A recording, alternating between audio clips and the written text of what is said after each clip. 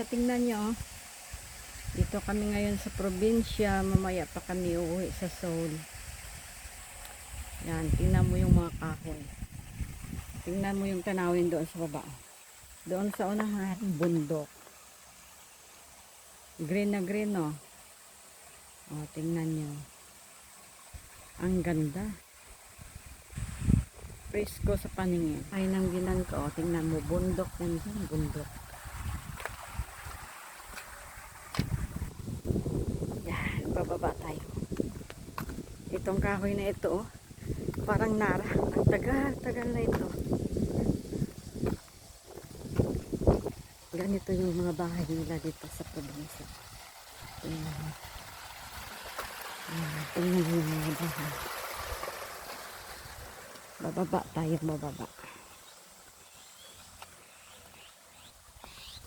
Bababa tayo. Mainit.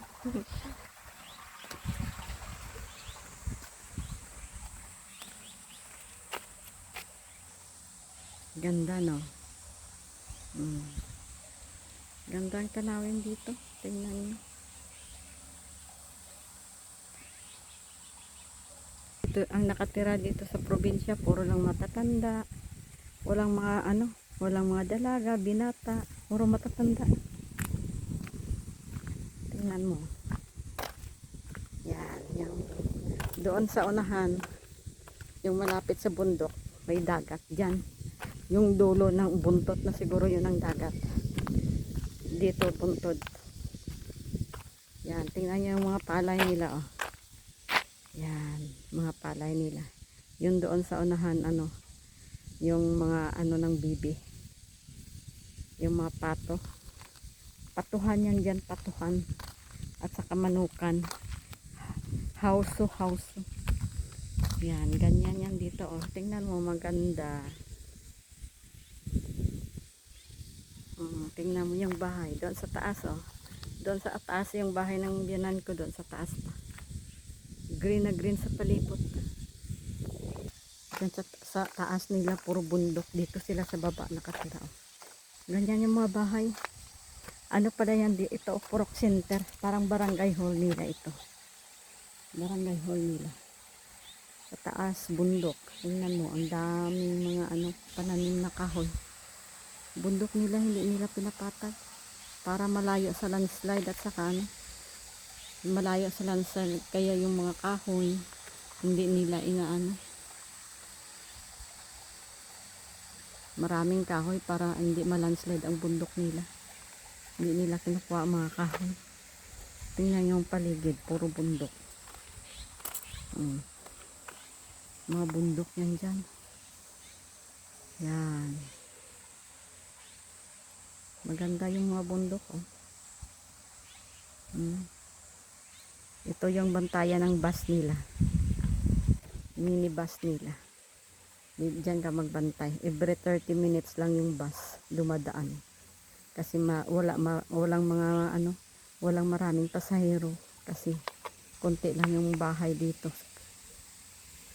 Konti lang yung tao nakatira. Yan. Yan, oh, yung kahoy na yan, persimmon yan, oh. Hindi pa nagdilaw yung kulay ng nila, ng persimmon. Hilaw pa. Hindi pa siya hinog. Yan.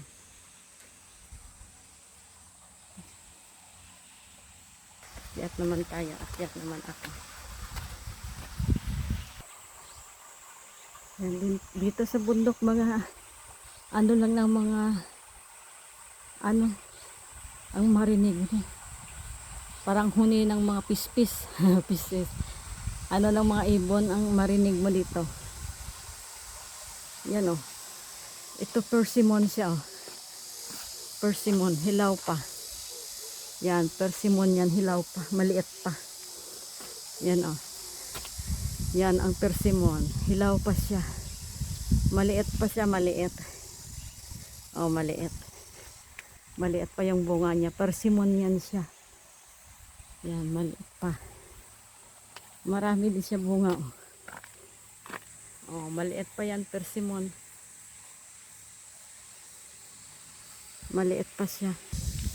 Dito sa likod ng bahay ng biyanan ko, bundok. Diyan may nakalibing dyan, pero abo na siya, abo. Abo na yan. Dami dito. Matakot ka lang mag-akyat dyan kasi may mga ano pa daw. May mga baboy damo. Baboy ramo pala damo. Baboy ramo pa dyan, marami. Marami sila persimmon. Yan pa, persimmon. Mga hilaw pa. 3 months pa siguro. Mga September pa yan hinog. Madilaw siya.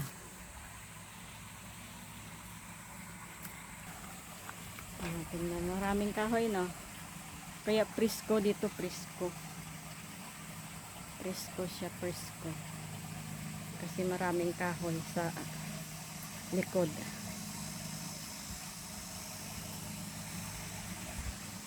Yan, maganda siya tingnan, no? Doon sa baba palayan. Doon sa taas, bundok. Tapos sa gitna ng bundok, buntot ng dagat na. Yung pinakadulo na ng dagat. Yan. Ganda siya tingnan.